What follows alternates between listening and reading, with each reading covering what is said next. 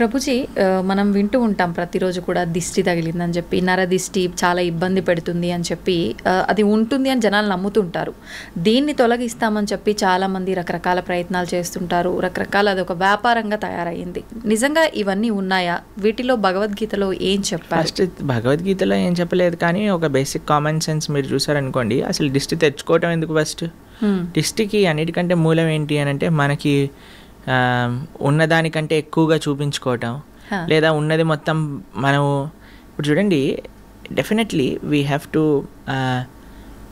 ఏమంటారు దాన్ని అని అంటే, అతిగా జనాల యొక్క ఆకర్షణ ప్రయత్నం చేయటం అది ఉండకూడదు మనకి. ఎప్పుడైతే మన జీవితంలో ఉండే విషయాలన్నింటినీ కూడా మనం పెట్టేస్తామో బయట, ఎప్పుడైతే మనము సమాజంలో ఉన్నప్పుడు ఒక రకమైన పరిణితి, హద్దు లేకుండా మనం మితిమీరిపోయి బిహేవ్ చేస్తామో, ఎక్కువగా చూపించుకోవాలి అనే ఒక ప్రయత్నం మనకు ఉన్నదనుకోండి, అప్పుడు ఏమవుతుంది అని అంటే, వేరే వాళ్ళ యొక్క అన్నెసెసరీ అట్రాక్షన్, అన్ని కళ్ళు మంచివి కాదు కదండి. కాబట్టి మనకి చెడు వాళ్ళు ఎప్పుడైనా మనకి చెడు ఆశించి మన వైపు ఆ విధంగా చూసారనుకోండి, దాన్ని దృష్టి అని అంటారు. ఓకే. కాబట్టి అది నుంచి బయటకి రావాలి అని అంటే మనకి మెయిన్ థింగ్ ఏంటంటే, మనం ఎంత సింపుల్గా ఉండాలి. ఒకటి ఏంటి అని అంటే, అన్నెసెసరీ అట్రాక్షన్ గెయిన్ చేసుకోవడానికి ప్రయత్నం చేయకూడదు. తర్వాత ఆ దృష్టి మనల్ని ఎఫెక్ట్ చేయకుండా ఉండాలి అని అంటే, మీకు ఒక విషయం చెప్తాను. మనం ఎప్పుడైనా సరే ఇంటి నుంచి వెళ్ళే ముందు భగవంతుడికి ప్రార్థన, మన పూజా ఆలయంలోకి వెళ్ళి, మాకు అందరికీ అలవాటు ఈ విషయం, నాకు తెలిసి ఎంతమందికి ఉందో తెలీదు, కానీ మేమైతే ఎక్కడైనా కార్యక్రమానికి వెళ్తున్నా, ఏం చేస్తున్నా సరే ఫస్ట్ భగవంతుడికి వెళ్ళి, స్వామి ఇది మీ సేవగా ఈ రోజు చేస్తున్నాము, ఈ కార్యక్రమానికి వెళ్తున్నా, మీ దయ ఉంచండి అని చేస్తాం. మళ్ళీ ఇంటి నుంచి రాగానే ఫస్ట్ మనం ఏం చేయాలంటే పాద ప్రక్షాళన చేసుకోవాలి. బయట నుంచి రాగానే పాద ప్రక్షాళన చేసి కాళ్ళు చేతులు ముఖం అంతా శుభ్రంగా చేసుకొని చక్కగా మనం ఆలయాన్ని, మన పూజా మందిరానికి వెళ్ళి భగవంతుడికి వేడుకోవాలి, తండ్రి ఇది ఈ కార్యక్రమం దీనికోసం ఇలా చేసాము, క్షేమంగా తెచ్చుకున్నందుకు థ్యాంక్ యూ. చిన్న చిన్న చిట్కాలు ఉంటాయి. ఉప్పుతో దిష్టి తీస్తూ ఉంటారు. మా అమ్మగారు మమ్మల్ని ఎప్పుడైనా కలిసామనుకోండి, అప్పుడు కొబ్బరికాయతో దిష్టి తీస్తారు, లేదా ఉప్పుతో దిష్టి తీస్తారు. అలా చిన్న చిన్న కార్యక్రమం, దానికి ఎవరినో ఎంప్లాయ్ చేసి మన దిష్టిని తొలగించడానికి పెద్ద పెద్ద కార్యక్రమాలు చేసి అవన్నీ ఏం అవసరం లేదండి. ఫస్ట్ మనం కొద్దిగా కంట్రోల్డ్గా ఉండాలి.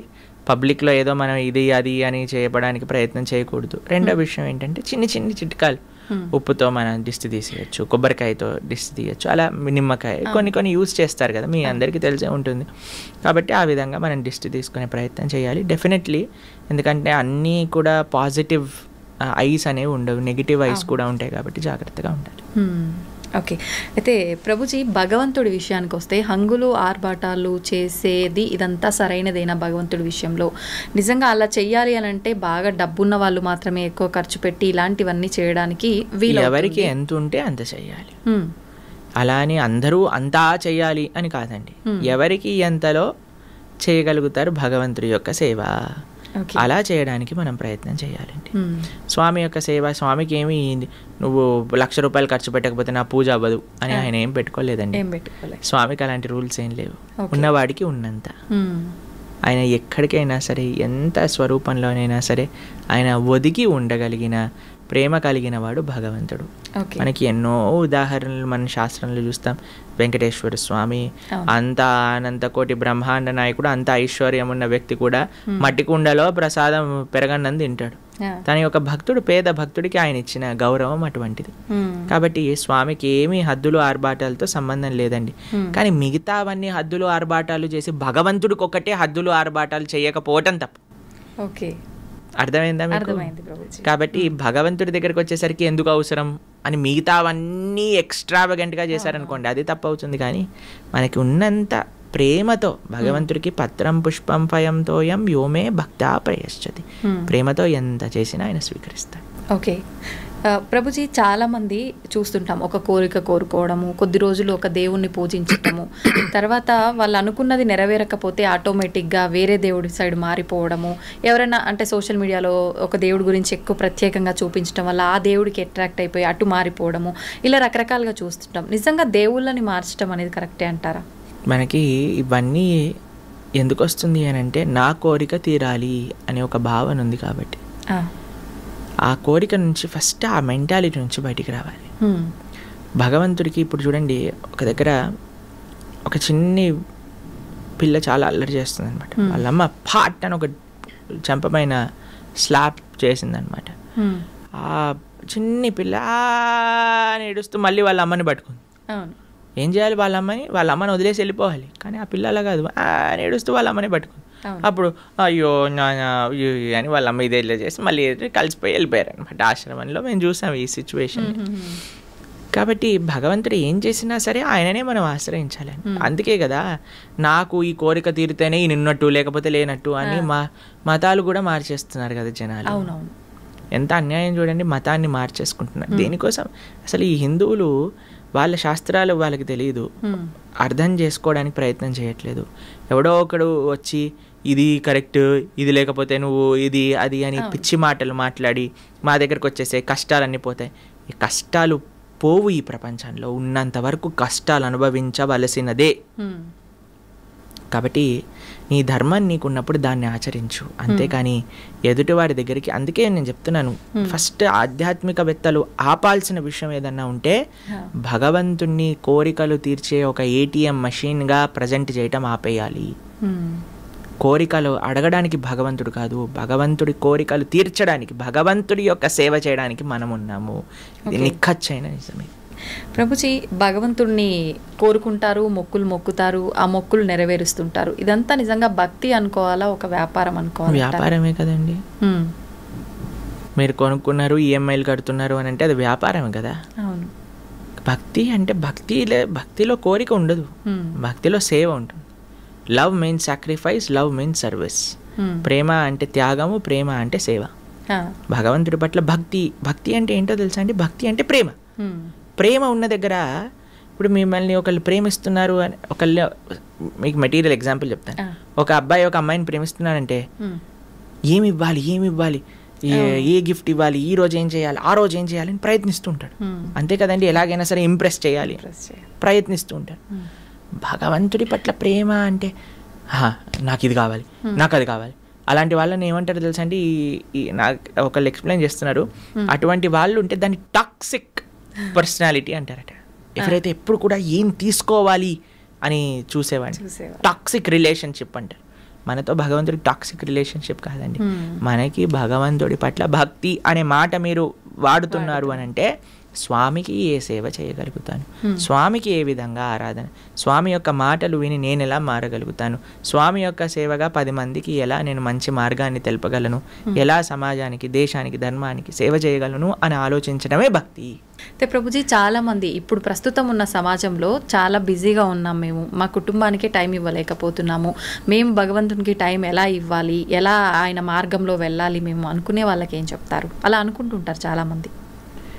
ఏం లేదండి, మనం దేనికోసం మనం ప్రియారిటీ ఇస్తే, ఏది మనకి ఇష్టం అనిపిస్తే దానికి మనం సమయం ఇచ్చి తీరుతాం. ఒకసారి మేము ఒక దగ్గర కూర్చున్నాం, ప్రసాదం తీసుకుంటున్నాం అనమాట. నా పక్కన ఇంకొక ఆయన ఉన్నారు. ఆయన అన్నారు, నా కడుపు నిండిపోయింది, నాకేం వద్దు అన్నారు. సరే అని వెళ్ళిపోయారు. వడ్డించే వాళ్ళందరూ అడుగుతున్నారనమాట, అయ్యా ఇది తీసుకోండి, వడ తీసుకోండి, గారె తీసుకోండి, పులిహోర పెట్టుకోండి, దద్దోజనం పెట్టుకోండి. ఆయన అంటే నా కడుపు చాలా నిండిపోయింది, పోండి పోండి, నన్ను అడగండి అని అంటున్నాడు. కొంతసేపు అయిపోయాక ఒక ఆయన గులాబ్ జాములు పట్టుకొని వచ్చాడు అనమాట. ఆయన కూడా పాపం ఈయన వద్దు వద్దు అన్నాడు కదా, నా దగ్గరికి వచ్చేసాడు. ఎందుకు వెళ్ళిపోయావు, నాకు ఇవ్వు గులాబ్ జామున్. అదేంటండి మీ కడుపు నిండిపోయింది, పొట్ట పగిలిపోతుంది అన్నారు. అంటే స్వీట్కి జాగుందిలేండి అని అన్నారు. ఎందుకంటే అరే ఏమైందిరా ఇప్పటి వరకు పొట్టలో జాగలేదు అంటే స్వీట్ అంటే ప్రభుజీ నాకు చాలా ఇష్టం ప్రభుజీ. ఇష్టం ఉన్నప్పుడు అంత పొట్ట పగిలిపోతున్నా జాగ ఏర్పడుతుంది. ఎందుకు? నీకు ఇష్టం ఉంది కాబట్టి. మనము ధర్మం పట్ల ఇష్టం పెంచుకోవాలి, భగవంతుడి సేవ పట్ల ఇష్టం పెంచుకోవాలి. ఎప్పుడైతే మనకి ఇష్టము అని అనిపిస్తుందో, దేన్నైతే మనం ప్రయారిటీ అనుకుంటామండి దానికి సమయం ఏర్పడుతుంది. దేన్నైతే మనం జీవితంలో ముఖ్యము అని అనుకుంటే దానికి సమయం ఏర్పడుతుంది. కాబట్టి భగవంతుడు ముఖ్యము, ధర్మం ముఖ్యము, సేవ ముఖ్యము అని అనుకుంటే ఆ భగవంతుడు ఆ కాలస్వరూపంలో మనకి దానికి సమయం ఇస్తాడు.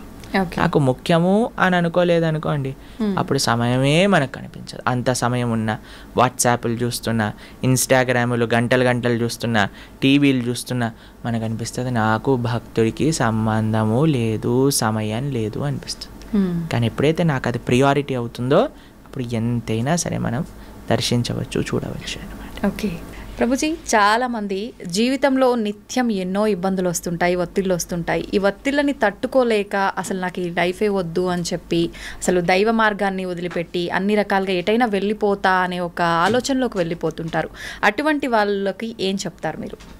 ఈ ప్రపంచంలో మనమే ఒత్తిడి తీసుకుంటున్నామండి.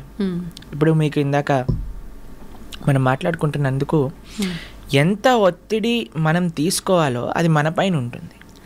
సంబడి ఈజ్ ఫోర్సింగ్ కూడా అనుకోండి, ఎవరైనా మనల్ని ఇంత ఒత్తిడి నువ్వు తీసుకోవాలి అని అంటే అప్పుడు మనం ఒక చాయిస్ చేసుకోవాలి. మీకు ఒక విషయం చెప్తాను. ఒక వీడియోలో మేము మాట్లాడాం, రాత్రి త్వరగా పడుకొని త్వరగా లేవటం వల్ల మీ ఆరోగ్యం బాగుంటుంది అని. అప్పుడు కొంతమంది అన్నారు, మరి నైట్ డ్యూటీ సంగతి ఏంటి అని.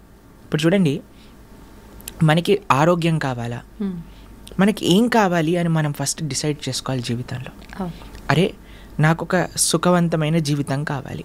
సుఖవంతం అంటే హద్దులు ఆర్భాటాలు ఉండాల్సిన అవసరం లేదండి. మన కుటుంబంతో స్పెండ్ చేయడానికి మనకు సమయం ఉందా, మన ఆరోగ్యాన్ని మనం జాగ్రత్తగా చూసుకుంటున్నామా, ధర్మాన్ని చేయగలుగుతున్నామా, భక్తిని చేయగలుగుతున్నామా, ఒక సింపుల్ లైఫ్, ఏదైతే బ్యాలెన్స్డ్ లైఫ్, ఆరోగ్యంగా కుటుంబంతో సమాజం కోసం ధర్మం కోసం ఉండే ఒక జీవితం, అది మన లక్ష్యం అనుకోండి. మనం దానికి తగ్గట్టుగా ప్రయత్నం చేస్తాం.